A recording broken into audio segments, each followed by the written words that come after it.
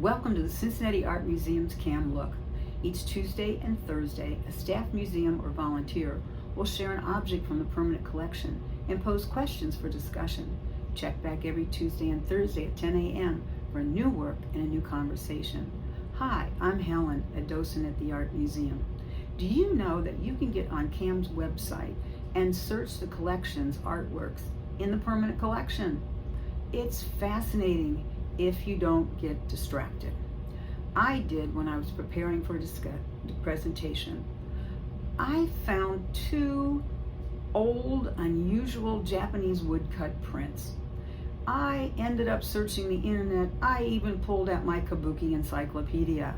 Here is the fascinating story that I uncovered. A catfish priest and an actor in a Shibaraku role by an anonymous artist in 1855 caught my attention for two reasons. First, Shibaraku is a very famous kabuki play, often performed every November. The actor is in the title character's distinctive costume. Second, there's a menacing figure in the back, identified as a catfish priest. Who? I've never heard of a catfish priest in any synopsis of this play. Meet Kamakura Kangoro Kagemasa, one of the most famous characters in the kabuki repertoire. He's a bombastic hero, is famous for his bravery, subduing evildoers with a laser-like stare and deadly sword. In a dramatic scene, he stops an evil aristocrat and his henchmen from executing a prince and princess. But who was the catfish priest? After searching my reference books and the internet, I found a helpful blog.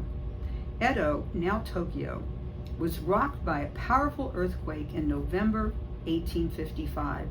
It caused extensive damage to the samurai area of the city. Japanese legends say that a giant catfish lived under the island of Japan. Earthquakes happen when the catfish thrashes around. Look at the priest pulling on long tufts of hair, like the whiskers on a catfish. His evil grin perhaps says that the catfish made a zombie of the priest, who laughed at the destruction caused by the earthquake.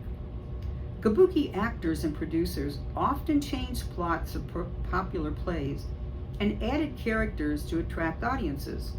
They worked in scandalous current events, and in this case, a disaster. I suspect that soon after the earthquake, Kagemasa defeated the evil catfish priest in a special production of Shibaraku. Subduing the Catfish is the second print that surprised me. It's also a woodcut print from 1855 by an unknown artist. It looks like there are two catfish with many people struggling to subdue them. Were they trying to stop the aftershocks of the earthquake? Let's take a closer look. There's Kagemasa from Shibaraku. He's helping subdue the catfish through his awesome powers against evil. There's even a geisha, recognized by all her hairpins, a samurai with his shaved head, and a workman with his sweatband. Everyone must help. The red demon surrounded by flaming drums is Raijin, the god of thunder and lightning. At this time, earthquakes were said to be thunder underground. He's off to the side, just watching. Using a specialized website, I discovered that Cam's print is one half of a diptych called Catfish Songs, the cover of a collection of songs to subdue catfish.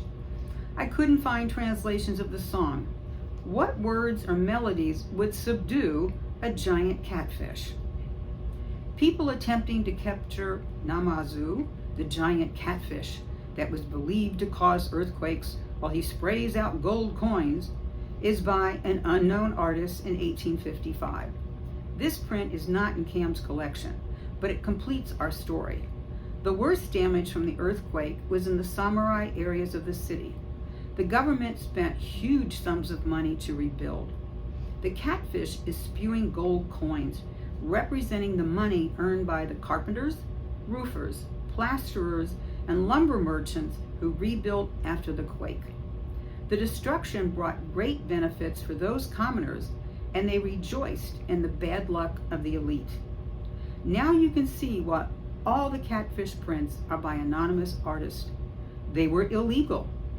2 months after the quake, the government destroyed all the wood blocks used to make the hundreds of catfish designs that were printed thousands of times. Have you been surprised by an artwork when you were at the art museum or surfing the internet? You can learn a lot by researching the artwork or the artist who created it.